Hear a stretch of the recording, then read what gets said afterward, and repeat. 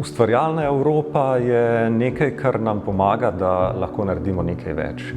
V Sloveniji je veliko kulturnih igralcev, ki so ambiciozni, ki so vajeni delati izven cone udobja, in Ustvarjalna Evropa je ključna opora pri razvijanju njihovih ambicij. Jaz mislim, da je jasno, da v današnjih časih ti nekega resnega filmskega projekta ne moreš speljati brez koprodukcije s tujino. Če pa pogledamo vsebine, ki jih dela gledališče s pomočjo evropskih sredstev, pa ugotovimo lahko, da gre za dejansko nekaj, kar pade v definicijo evropska dodana vrednost, se pravi, da delamo neke stvari, ki jih sicer prej nismo počeli ali pa ni bilo v slovenskih državnih ali pa lokalnih sredstvih nekih namenskih sredstev za to.